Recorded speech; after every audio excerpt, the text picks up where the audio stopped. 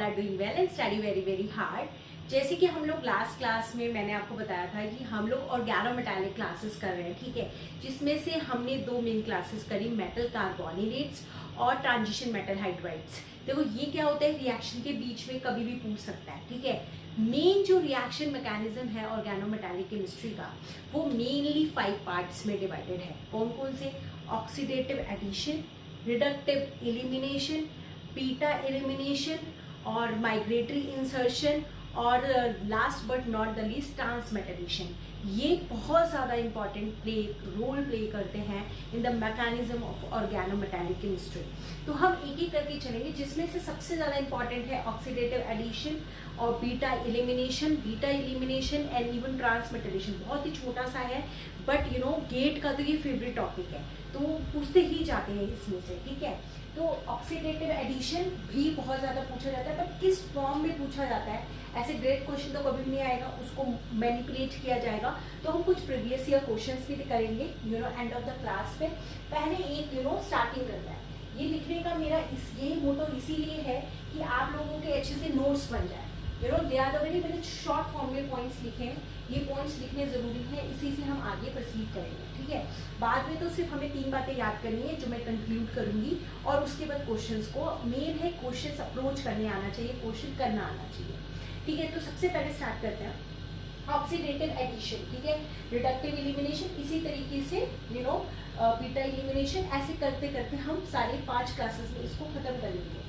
तो आज की क्लास में हम ऑक्सीडेटिव एडिशन करते हैं। देखो ऑक्सीडेटिव एडिशन अपने आप में 2 वर्ड से मिलकर बना है, एक तो ऑक्सीडेशन और दूसरा है एडिशन। तो ये क्या है, ऑक्सीडेशन तो होगा आपका मेटल का, ऑक्सीडेशन होगा आपका मेटल का ऑक्सीडेशन होगा, और लिगेंड का एडिशन होगा, एडिशन ऑफ लिगेंड। तो हम ये कह सकते हैं that this oxidation word is related to metal, metal से रिलेट कर रहा है, is related to metal, और जो हमारा एडिशन वाला पार्ट है it is related to ligands, related to ligands।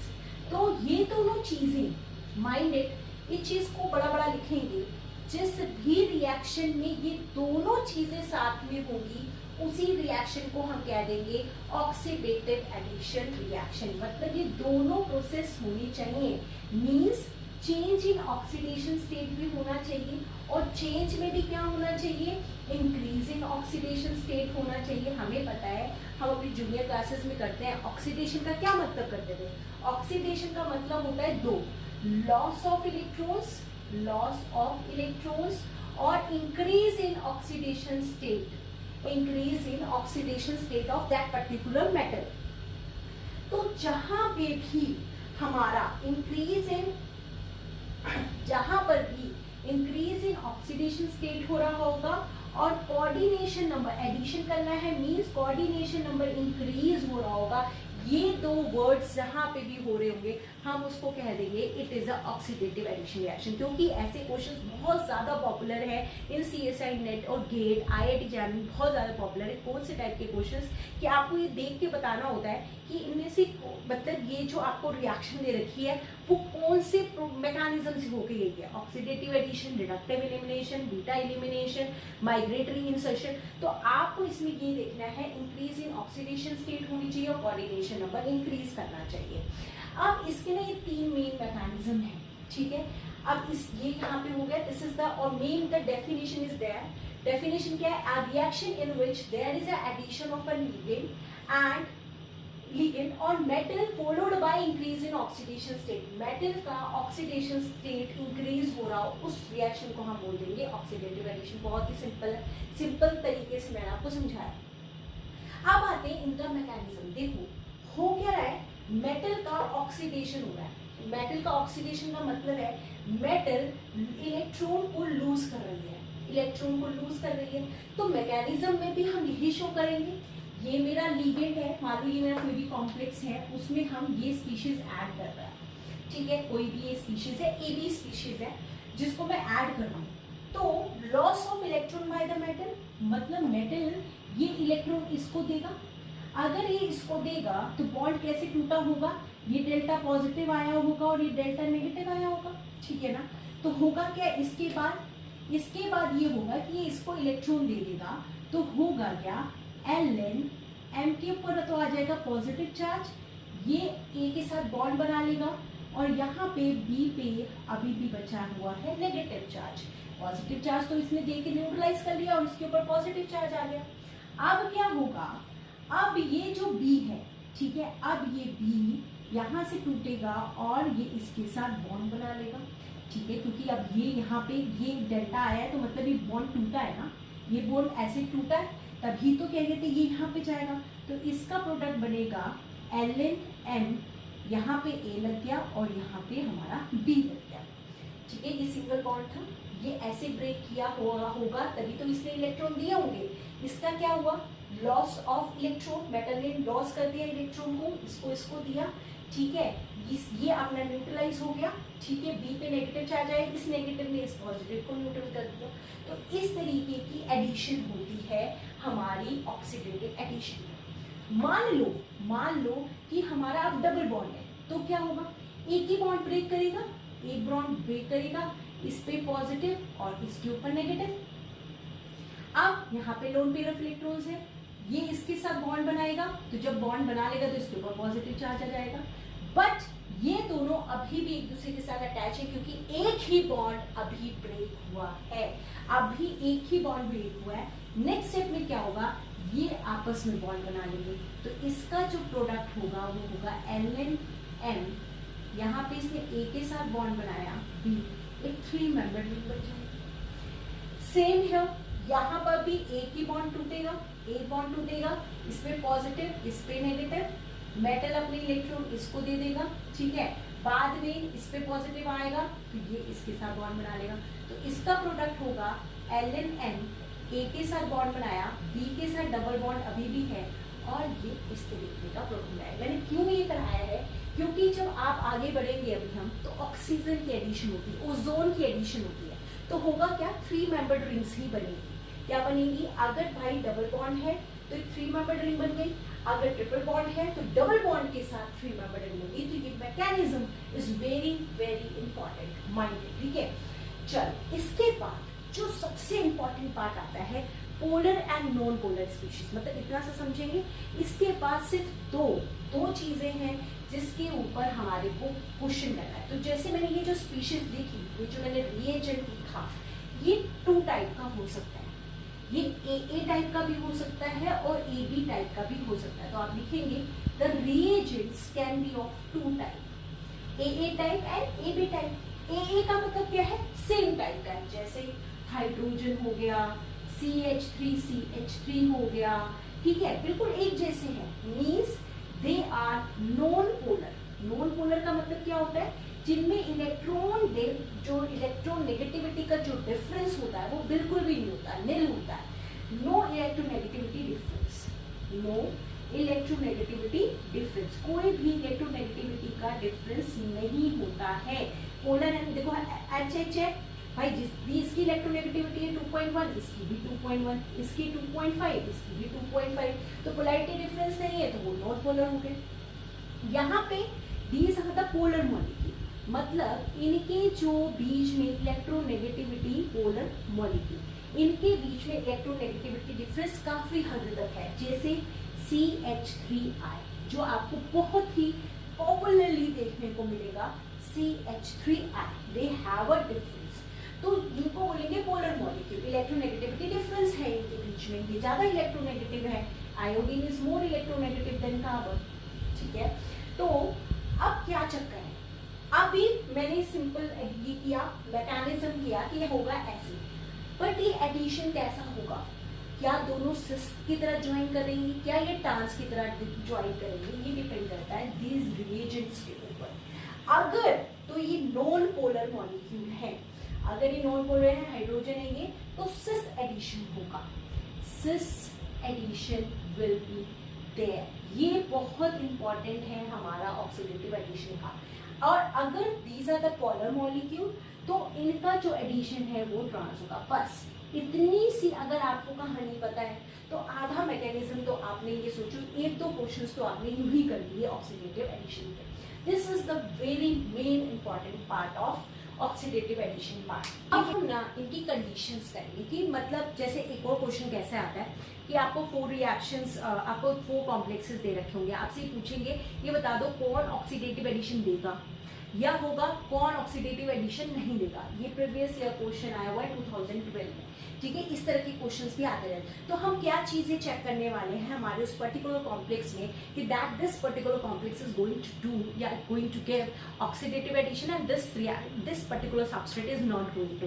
तो सबसे पहला the most important is metal should be coordinatively unsaturated. क्या मतलब है इसका? कोऑर्डिनेटिवली अनसैचुरेटेड का मतलब है कि वो खाली होना चाहिए। मतलब जैसे कि हमारे को बताइए मेटल है फॉर एग्जांपल, ये स्क्वायर प्लेनर कोई कॉम्प्लेक्स है फॉर एग्जांपल, क्योंकि इसे क्या करना है ऑक्सीडेटिव एडिशन करना है, अपने पास 2 ऐसे लिगेंड्स को अपने अंदर डालना है। तो कब डाल पाएगा? जब वो स्पेशियस होगा। अगर वो पहले से स्टेरिकली क्राउडेड है, मान लो यहाँ पे भी लिगेंड लगे हुए हैं, यहाँ भी लिगेंड लगे हैं, ये पहले से इतना स्टेरिकली क्राउडेड है, तो क्या ये किसी स्पीशीज को अपने में ऐड कराएगा? खुद ही सोचो, नहीं कर पाएगा ना। तो ये होना चाहिए कोऑर्डिनेटिवली अनसैचुरेटेड का मतलब है coordination number should be less than 6। मतलब जैसे कोऑर्डिनेशन नंबर 4 हो गया, जो स्क्वायर प्लेनर कॉम्प्लेक्सेस हो गए, वो बहुत अच्छा ऑक्सीडेटिव एडिशन देते हैं, क्योंकि उनके पास स्पेस होता है किसी भी स्पीशीज को अपने में ऐड कराना है, लिगेंड्स ऐड कराने हैं। तो इसीलिए सबसे इंपॉर्टेंट पॉइंट है ये कि आप जैसे किसी कॉम्प्लेक्स को देखोगे तो देखोगे क्या ये स्क्वायर प्लेनर कॉम्प्लेक्स है। बाद में अभी हम ये भी पढ़ेंगे क्योंकि जो कोऑर्डिनेशन नंबर 6 होता है वो भी देता है, बहुत कम देता है पर देता है, बट उसके भी एक्सेप्शंस हैं। वो कब होगा वो भी मैं बताऊंगी। पर मेनली जैसे आपके पास 4 कॉम्प्लेक्सेस दे रखे, तो सबसे पहले आप ये देखोगे कोऑर्डिनेशन नंबर। अगर कोऑर्डिनेशन नंबर 4 है for example, if the coordination number is equal to 4, तो डेफिनेटली ये ऑक्सीडेटिव एडिशन दे सकता है। बट हमें अभी आगे भी बढ़ना है, ये पॉइंट मैंने चेक कर लिया। Second, metal should B electron rich. Metal electron rich होना चाहिए। क्यों? क्योंकि मेटल को अपने lone pair of electron donate करने, ऑक्सीडेशन करना है, लॉस ऑफ इलेक्ट्रॉन्स करने। तो कब कर पाएगा? जबकि वो खुद एक इलेक्ट्रॉन रिच स्पीशीज होगा, तभी तो वो अपने इलेक्ट्रॉन दे पाएगा। तो metal should B electron rich. जैसे कि एक क्वेश्चन पूछा गया था लास्ट ईयर, इन्हीं के बीच में मैं कुछ आपसे क्वेश्चंस भी बताती रहूंगी।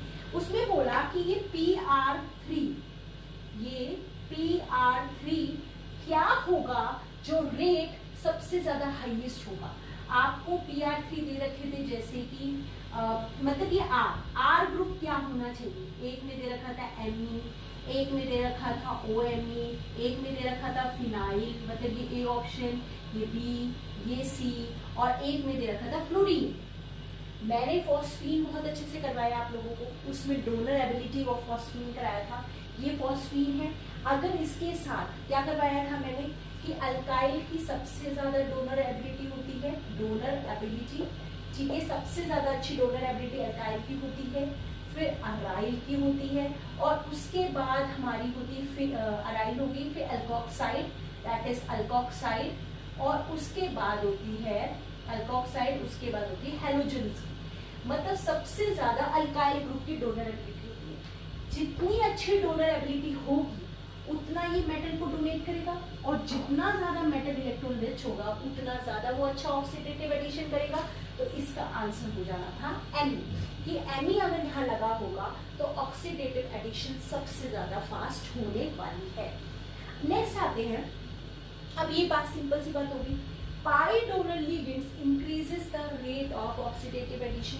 मान लो यहाँ पे आपने पाई डोनर लिगेंड्स लगाए, और एक मान लो ये 2 स्पीशीज है, एक A है एक B है, यहाँ आपने अमोनिया लगा रखा है और यहाँ आपने कार्बोनिल ग्रुप लगा रखे हैं। अब एक बात बताओ, कौन देगा ऑक्सीडेटिव एडिशन सबसे ज्यादा? यहाँ पे 4 कर दो, क्योंकि 6 वाले तो बहुत रेयर देते हैं ना, ठीक है 4। तो हमें पता है अगर पाई डोनर लिगेंड होगा तो इसको इलेक्ट्रॉन रिच कर देगा, जब इसको इलेक्ट्रॉन रिच कर देगा तो ये अच्छे से ऑक्सीडेशन करेगा। अब ये इसे खींच लेगा तो ये कैसे इसको, ये तो इसको इलेक्ट्रॉन डेफिशिएंट कर रहा है, तो ये कैसे फर्दर ऑक्सीडेशन करेगा? नहीं कर पाएगा। तो pi donor ligands increases the rate of oxidative addition and pi acceptor ligand decreases the rate of oxidative addition reaction. तो बहुत इंपॉर्टेंट है. अब है ये सबसे ज्यादा इंपॉर्टेंट पॉइंट, या तो इससे क्वेश्चन आता है या इस वाले पॉइंट से आता है. मान लो ये तो समझ में आया ना, ठीक है. अब मान लेते हैं एक ही फैमिली के हैं, जैसे मन्नत रे, ठीक है, मन्नत रे, ठीक. तो आपका मान लो ये ऐसे ही लगे हुए हैं, ठीक. एक मेटल है Mn, एक है तक, एक है हीलियम, और इसके साथ इनको करनी है ऑक्सीडेटिव एडिशन रिएक्शन. तो इनमें से कौन ऑक्सीडेटिव एडिशन रिएक्शन करेगा? जो अपने इलेक्ट्रॉन जितने जल्दी दे देगा वो ऑक्सीडेटिव एडिशन सबसे ज्यादा करेगा. हमें पता है as we move down the group, as we move down the group size increases, और अगर size increases polarizability increases, even हम अगर बात करें एबिलिटी इंक्रीजेस, ऑर्गेनिक की बात करें तो न्यूक्लियोफिलिसिटी इंक्रीजेस. और न्यूक्लियोफिलिसिटी इंक्रीजेस का क्या मतलब है कि वो इजीली अपने इलेक्ट्रॉन दे देगा. तो इनमें से कौन सबसे ज्यादा इजीली अपने इलेक्ट्रॉन देने वाला है? हीलियम अपने इलेक्ट्रॉन देने वाला है. तो जैसे जैसे हम नीचे जाएंगे, इस पे भी क्वेश्चन आ चुका है प्रीवियस ईयर में, कि जैसे आपको 4 स्पीशीज दे रखी थी, फिर आपको ये देखना था कि कौन दे देगा. पहले तो आपको ये देखना था कि इलेक्ट्रॉन रिच होना चाहिए, मेटल आपका जो है कम ऑक्सीडेशन स्टेट में होना चाहिए. ऑब्वियस सी बात है, वो भी अभी स्टेप पे आएंगे. फिर ये देखना था कि कौन सा मेटल इन तीनों में से देगा. ऑब्वियस है, जितना जितना नीचे जाएंगे साइज बढ़ेगा, पोलराइजेबिलिटी बढ़ेगी, इजीली वो डोनेट कर देगा. ठीक है. मेटल शुड बी, ये देखो इस पॉइंट के साथ ना कंफ्यूज नहीं होना किसी को भी. Metal should be stable in high oxidation state. I am not saying कि हाई ऑक्सीडेशन स्टेट वाले ऑक्सीडेटिव एडिशन देंगे. आई एम सेइंग कि मेटल हाई ऑक्सीडेशन स्टेट में स्टेबल होना चाहिए. जैसे मान लो प्लैटिनम 2+ है, इसको ऑक्सीडेटिव एडिशन देनी है और इसको बनना पड़ेगा प्लैटिनम 4+, क्योंकि जब 2 इलेक्ट्रॉन दे देगा तो प्लैटिनम 4+ बन जाएगा ये. ठीक है. जैसे कोबाल्ट मान लो +1 में है, ऑक्सीडेटिव एडिशन दी तो ये कोबाल्ट +3 में हो गया, ऑक्सीडेटिव स्टेट बढ़ गई इसकी. तो ये कह रहा है कि जब ऑक्सीडेटिव एडिशन हो जाए तो जो भी हमारे को हायर ऑक्सीडेशन स्टेट का मेटल मिले तो वो उस स्टेट में स्टेबल होना चाहिए, तभी वो ऑक्सीडेटिव एडिशन रिएक्शन देगा. ये इसके कहने का मतलब है कि मतलब जो भी मेटल ऑक्सीडेटिव एडिशन दे रहा है वो हायर ऑक्सीडेशन स्टेट में स्टेबल होना चाहिए. जैसे निकल हमारा +2 में तो स्टेबल होता है, पर जब ऑक्सीडेटिव एडिशन अगर कर दे तो निकल +4 ये काफी ज्यादा अनस्टेबल होता है. तो कभी भी निकल हमारे को ऑक्सीडेटिव एडिशन रिएक्शंस नहीं देता है, क्योंकि ये यहाँ पे स्टेबल ही नहीं है. तो इसलिए ये कह रहा है, ये पॉइंट कह रहा है कि जब मेटल के अंदर ऑक्सीडेटिव एडिशन हो और वो हायर स्टेट में जाए तो उस स्टेट में स्टेबल होना चाहिए. जैसे कि अगर कोबाल्ट है, प्लैटिनम है, प्लैटिनम भी बहुत अच्छी रिएक्शन देता है. प्लैटिनम 2+ से हमारा करके प्लैटिनम 4+ बन सकता है. तो they give oxidative addition reaction. Means इसके साथ मैंने इसे लिख दिया, but metal present in low oxidation state. जो मेटल दे रहा है ऑक्सीडेटिव एडिशन रिएक्शन वो लो ऑक्सीडेशन स्टेट में होना चाहिए. लो मतलब कि इलेक्ट्रॉन रिच होंगे, कमी है, +1 है, मतलब अच्छा खासा है इलेक्ट्रॉन अभी उनको ऊपर देने के लिए. तब 2 + 3 + 4 के अंदर कन्वर्ट हो रहे हैं. तो metal should be in low oxidation state. Now the next point जो कि 7th पॉइंट है, D8 and D10 give fast oxidative addition reaction. ये जून 2014 में क्वेश्चन था. कॉन्फ़िगरेशंस दे रखी थी D2, D6, D8, D10, D8, D5 के साथ. तो पूछा था कि कौन सी कॉन्फ़िगरेशन सबसे ज्यादा इजीली ऑक्सीडेटिव एडिशन देगी. तो उसका आंसर था D8 एंड D10. कैसे? देखो अपने आप लगाओ दिमाग. D8 है एंड D10 है. D8 मतलब स्क्वायर प्लेनर कॉम्प्लेक्सेस. ठीक है. और हमें पता है जब स्क्वायर प्लेनर कॉम्प्लेक्सेस है मतलब अनकोऑर्डिनेटिवली जो है अनसैचुरेटेड है, मतलब कि उनमें स्पेस काफी ज्यादा है, क्योंकि हमें पता है D8 generally square planar complex बनाते हैं. बहुत रेयर होता है कि ऑक्टाहेड्रल और टेट्राहेड्रल बनाते हैं, पर most of the time the D8 are in square planar complexes. So ये आराम से ऑक्सीडेटिव एडिशन रिएक्शन दे देंगे। उनके पास जगह P10 बिकॉज ये इलेक्ट्रॉन रिच है, पूरी तरीके से फिल्ड ऑर्बिटल्स है, आराम से डोनेट करेंगे अपने इलेक्ट्रॉन्स को, ठीक है। तो इसलिए आंसर होना था D8 and D8 give, D8 and D10 give fast oxidative addition reaction. Next बहुत इंपॉर्टेंट पॉइंट है, इसको हम एक क्वेश्चन के साथ करेंगे। 18 electron species give oxidative addition reaction but by dissociative mechanism. मान लो कोई भी एक स्पीशीज है, ठीक है, जो कि 18 इलेक्ट्रॉन रूल को फॉलो कर रही है, मतलब उसके 18 इलेक्ट्रॉन्स हो रखे हैं पहले से ही और 18 इलेक्ट्रॉन है। अब इसको ऑक्सीडेटिव एडिशन करने के लिए कह रहे हो आपने यहाँ पे हाइड्रोजन लगा दिया या आपने CH3I लगा दिया, हमें पता है इससे ऑक्सीडेटिव एडिशन होनी है, बट ये कैसे करेगा?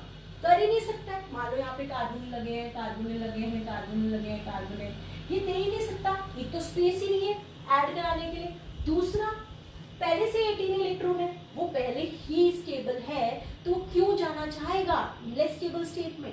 तो हमें क्या करना पड़ेगा, यहाँ पे डिसोशिएटिव मैकेनिज्म, मतलब फर्स्ट स्टेप में कार्बोनिल को लॉस कराना पड़ेगा। तब फिर इसके बाद क्या हो जाएगा, ये 16 इलेक्ट्रॉन स्पीशीज हो जाएगी, क्योंकि एक कार्बोनिल 2 इलेक्ट्रॉन देता है, ये 16 इलेक्ट्रॉन स्पीशीज हुई। अब ये ऑक्सीडेटिव एडिशन रिएक्शन दे सकता है। तो These are the main points of oxidative addition reaction। से क्या कंक्लूड निकाला मैंने? The simple से 3 कंक्लूजन्स निकले मेरे पास। That सबसे पहले जो हमारा मेटल है इलेक्ट्रॉन रिच होना चाहिए, कैसे भी कराओ उसको इलेक्ट्रॉन रिच, चाहे डोनर लिगेंड्स लगा दो, पाई एक्सेप्टर लिगेंड्स मत लगाओ, उसको लो ऑक्सीडेशन स्टेट में रखो, आपको कैसे भी उसको इलेक्ट्रॉन रिच करना है। सेकेंड, आपको उसको खाली रखना है, उसका स्पेस खाली होना चाहिए। Square planar complexes will give good oxidative addition, क्योंकि एडिशन कराना है। थर्ड, अगर मान लो 18 इलेक्ट्रॉन स्पीसीज है आपके पास, क्योंकि वो पहले से ही इलेक्ट्रॉन रिच है, कोऑर्डिनेटिवली भी बहुत ज़्यादा फिल्ड है, तो आपको क्या कराना है, पहले डिसोशिएटिव मैकेनिज्म कराना है, एक कार्बोनिल आपने निकाला और उसके बाद उसमें एडिशन करानी है। तो this is the very small introduction of an oxidative addition reaction. अब कुछ एग्जांपल्स करते हैं, इसके बाद इन क्वेश्चंस को प्रोसीड करते हैं कि कैसे क्वेश्चंस आते हैं हमारे प्रीवियस ईयर में। गाइस अभी कुछ एग्जांपल करते हैं, फिर ये क्वेश्चंस करते हैं। देखो ये दोनों एग्जांपल है, ठीक है। सबसे पहला काम, मेरे पास ये क्वेश्चन आया, मेरा सबसे पहले काम है ये देखना कि इसमें कितने इलेक्ट्रॉन स्पीशीज है, ठीक है। ये रेहेनियम है, ठीक है, मन्नत रे वाला रेहेनियम है, तो D5S2 मतलब 5 6 7 7 2 4 5 6 6 इसके आगे साइक्लोपेंटाडाइनिन 5, तो 7 और 7 14, अगर मैं इसको 14 मान लूँ, 14 और 4 18 इलेक्ट्रॉन स्पीशीज है, ठीक है। अब हमारे को पता है इसमें ब्रोमीन एडिट कराना है, ये हमारा क्या है, नॉन पोलर है, ठीक है। अब मैंने कहा अगर 18 इलेक्ट्रॉन स्पीशीज और हमें ऐसा लग रहा है कि ऑक्सीडेटिव एडिशन इसमें आराम से हो सकता है, तो पहले क्योंकि हमारे को ना देखो 2 चीजें होती हैं, हमारा जैसे पेरिसाइक्लिक रिएक्शंस भी है, ऑर्गेनोमेटालिक भी है, GOC इंटरमीडिएट, इसमें हमें क्या करना होता है, देखो ठीक है आपको सब कुछ आता है, बहुत अच्छी बात है, बट आपको ना आपके ऑप्शंस देखने नहीं आने चाहिए। आप दिमाग में सोच रहे हो, बट देखना है कि ऑप्शंस क्या दिखा रहा है। हम देख रहे हैं ऑप्शंस में कि ऑक्सीडेटिव एडिशन ही करा रखी है, बट करानी कैसी है, कार्बोनिल के साथ करानी है, कार्बोनिल को रिमूव करके करानी है। Now this is the main challenging point for you, ठीक है ना। तो हमने देखा कि ऑक्सीडेटिव एडिशन करा रखी है, तो कैसे करा रखी होगी, एक कार्बोनिल को रिमूव किया होगा, अब क्या हो जाएगा, रेहेनियम, यहाँ पे साइक्लोपेंटाडाइनिन रिंग, यहाँ पे कार्बोनिल और यहाँ पे कार्बोनिल। अब ये क्या हो जाएगा, 16 इलेक्ट्रॉन स्पीशीज हो जाएगी, क्योंकि एक कार्बन निकला 2 इलेक्ट्रॉन निकलेंगे। अब नेक्स्ट में हमें Br हमें पता है that it is a non polar, तो नॉन पोलर सिस की तरह ऐड होते हैं, तो बस सिंपल से इसको यहाँ पे Br और यहाँ पे Br, दिस विल आंसर। अब next question, this is a very important question, इसको हम वेरी इंपॉर्टेंट क्वेश्चन कहेंगे, ठीक है। प्लैटिनम है, ठीक है, स्क्वायर प्लेनर कॉम्प्लेक्स है, प्लैटिनम है, हमें पता है वैसे भी ये स्क्वायर प्लेनर कॉम्प्लेक्सेस देते हैं, PPH3 PPH3 एंड PPH3, मतलब सारी जगह PPH3 लगा हुआ है। अब आप इसके इलेक्ट्रॉन काउंट करो, निकल D8S2 10 2 4 5 6 7 8, मतलब 18 इलेक्ट्रॉन स्पीशीज है। आप 18 है तो 18 तो दे नहीं सकती, हमें रिमूव करना पड़ेगा। आपने एक PPH3 रिमूव करा दिया, ठीक है। अब आपने सोचा कि अब आप इसके अंदर ऑक्सीडेटिव एडिशन करा दो। यहाँ पे PPH3, यहाँ पे PPH3, यहाँ पे PPH3। अब इसको वेरी वेरी इंपॉर्टेंट करके लिखेंगे कि यहाँ पे 2 PPH3 निकलेंगे। क्यों? क्योंकि these are the phenyl rings, these are the phenyl rings. हमें PPH3 दिख रहा है तो हमें बड़ा हिंड्रेंस नहीं दिख रहा है, but it is a very good phenyl rings. यहाँ पे हमें तीन फिनाइल रिंग्स, यहाँ पे 3 फिनाइल रिंग दिया, कितना ज्यादा स्टेरिकली क्राउडेड है, तो यहाँ पे एक और PPH3 निकलेगा, एक और PPH3 निकलेगा, फिर ये बनेगा प्लैटिनम PPH3 ट्वाइस, ये होगी 14 इलेक्ट्रॉन स्पीशीज। ये अब करेगा ऑक्सीडेटिव एडिशन। ये क्या है? नॉन पोलर है, इस पे नेगेटिव, इसके ऊपर पॉजिटिव, तो यहाँ पे क्या बन जाएगा? यहाँ एक जगह बेंजीन रिंग लग जाएगी और एक जगह आयोडीन लग जाएगा। अच्छा, एक सॉरी, क्योंकि ये हमारा क्या है? ये हमारा पोलर मॉलिक्यूल है, तो पोलर मॉलिक्यूल कैसे होगा? ट्रांस लगना है, तो इसका आंसर होगा प्लैटिनम। यहाँ पे हमारे मान लो फिनाइल रिंग लगा दिया आपने, और यहाँ आपने आयोडीन लगा दिया, यहाँ PPH3 और यहाँ पे PPH3। तो it is a very good question, तो इसको अच्छे से नोट करेंगे। It is a very exceptional question, ठीक है। तो ये हम लोग कर सकते हैं, ठीक है। तो याद रखेंगे कि प्लैटिनम के ऊपर अगर PPH3 4 लगे हैं तो हमें 2 PPH3 निकालने हैं, इसके बाद हमें फर्दर रिएक्शन करनी है। अब हम करते हैं अपने प्रीवियस ईयर क्वेश्चंस, ठीक है। Identify the product in the reaction between, आपको ये दे रखा है CH3I दे रखा है, देख के साफ पता चल रहा है कि ऑक्सीडेटिव एडिशन करा रखी है। तो पहला काम क्या करेंगे? पहले इलेक्ट्रॉन काउंट करेंगे। इरिडियम कोबाल्ट के नीचे आता है कोहरा, ठीक है। Iridium is D7S2 789 plus chlorine 1 electron, carbonate 2 electrons, PPH3 कितने हैं? 2, तो 4 इलेक्ट्रॉन, 9 and 10 16 इलेक्ट्रॉन स्पीशीज है। चलो, हमारे को अपना लिगेंड निकालने की जरूरत नहीं है। 16 इलेक्ट्रॉन स्पीशीज है, CH3I हमको दे रखा है, साफ बता रखा है SN2 मैकेनिज्म होना है, एक ही स्टेप में जो है रिएक्शन हो जाएगी, ठीक है। CH3 या I हमारा क्या है? नॉन पोलर स्पीशीज है, सॉरी पोलर स्पीशीज है। CH3I is a polar species. तो ये हमारा इलेक्ट्रोनेगेटिविटी डिफरेंस है। तो ये कैसे जो है ज्वाइन करेगा? और किसी बताए ट्रांस करेगा। बस इसमें देखो कहाँ पे ट्रांस है, इस पे ट्रांस है, यहाँ पे तो सिस है, यहाँ पर भी सिस है, और यहाँ पर भी हमारा जो है ट्रांस है। तो अब ये देख लेंगे कि क्या डिफरेंस जो है क्रिएट हो रहा है। यहाँ पे ये ट्रांस है प्लस ये भी ट्रांस है ना, तो that is very very important. तो हमारा ये आंसर हो जाएगा, this one will be your answer. Which one of the following will not undergo oxidative addition by methyl iodide? Methyl iodide से कौन ऑक्सीडेटिव एडिशन नहीं देगा? तो सबसे पहले इलेक्ट्रॉन काउंट करेंगे। तो आप जब सबके इलेक्ट्रॉन काउंट करोगे तो this is an 16 electron species, ये भी 16 इलेक्ट्रॉन स्पीशीज आएगी, ये आपकी 15 इलेक्ट्रॉन स्पीशीज आएगी, ये भी 16 इलेक्ट्रॉन स्पीशीज आएगी। तो ऑक्सीडेटिव एडिशन तो ये चारों दे सकते हैं, क्योंकि 16 इलेक्ट्रॉन स्पीशीज से ऐड करना है तो स्पेस है इनके पास अच्छा खासा। आपने कोऑर्डिनेशन नंबर देखा 2 and 2 4, 2 and 2 4, यहाँ पे भी 2 and 1 3 ही है, यहाँ पे कितना है 2 and 2 4। तो मतलब ये तो है तो बिल्कुल परफेक्ट चल रहा है। अब हमारे को ये देखना है कि अब हम क्या करें। अब हम क्या करेंगे, मेटल की ऑक्सीडेशन स्टेट निकालेंगे। यहाँ पे निकालो मेटल की ऑक्सीडेशन स्टेट, ये न्यूट्रल है तो X माइनस आयोडीन से 2 is equal to -1, X is equal to +1, मतलब रेडिनियम इज इन +1, मतलब इलेक्ट्रॉन रिच्ड है। यहाँ पे देखो Cp eta2 है, तो eta2 है मतलब Cp, देखो eta2 हो eta5 हो, हमारा Cp तो -1 ही देता है, तो इसका पर -1 तो इसके पर +1।